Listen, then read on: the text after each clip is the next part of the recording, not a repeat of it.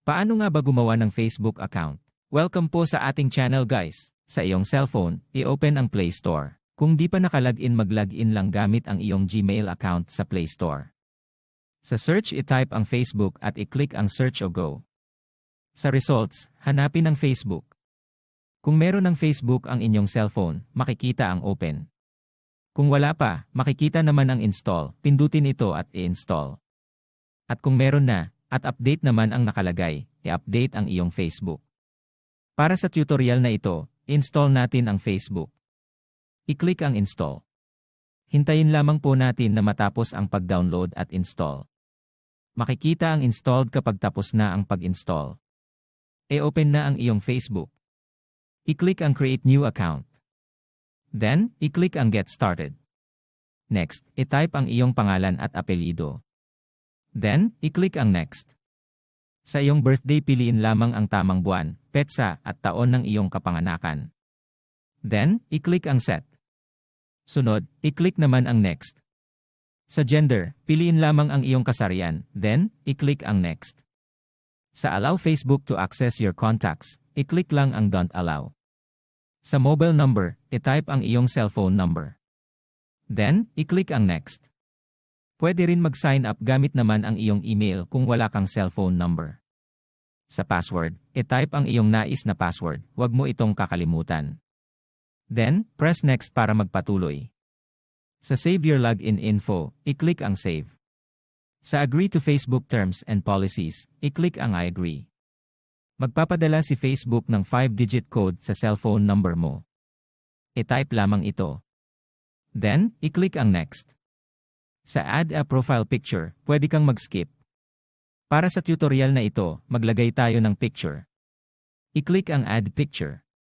Then, i-click ang allow access. Then, allow ulit kung may lalabas na message. Sa allow Facebook, i-click ang allow all. Piliin ang profile picture na iyong gusto. Pwede mong i-edit ang iyong picture, i-click lang ang edit.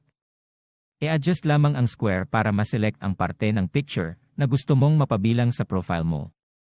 Pwede mo rin itong i-rotate. Pwede mo rin paliitin o palakihin ang square para ma-crop ang picture. Depende sa iyong gusto. Kapag tapos na, i-click lang ang done. I-click lang ulit ang done para magpatuloy. Sa turn on contact, i-click ang not now. Then, click skip. Sa add your friends, click skip. Then, click next. Sa turn on notifications, click skip. Sa send notifications, i-click ang don't allow. Nice? Meron ka ng Facebook account. I-click naman ang iyong profile picture. May lalabas na continue setting up your profile, i-click ang get started. Sa add current city, pwede kang mag-skip. Para sa tutorial na ito, maglalagay tayo ng city. I-click ang select a location. I-type ang iyong current city. Sa suggestions na lalabas, i-click ang iyong city. Next, i-click ang save. Sa add your hometown, i-click lang ulit ang select a location.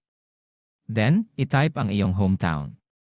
Sa suggestions, i-click lang ang iyong lugar. Then, i-click ang save para magpatuloy. Sa add your school, pwede ka rin maglagay. Skip ko na lang muna ito. Skip na lang din sa add your college. At skip sa add your company. Kung gusto nyong lagyan, pwede po kayong maglagay.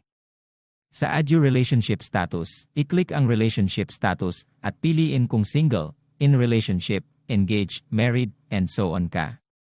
Then, press OK. Sa add cover photo, lagyan natin ng cover photo ang ating profile. I-click ang camera icon at i-select ang gusto na cover photo. Then, i-click ang save.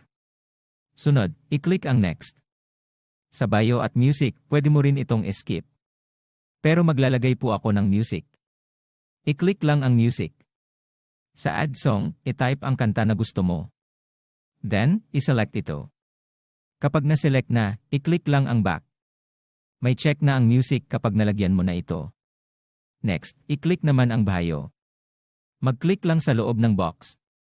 I-type ang iyong bio, pwedeng favorite quotes o kung anong gusto mo. When done, i-click ang save. I-click ang next para magpatuloy.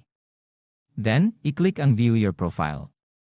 Makikita na meron ng cover photo ang iyong profile. Meron na rin itong bio, kung saan ka nakatira at kung saan ang iyong probinsya.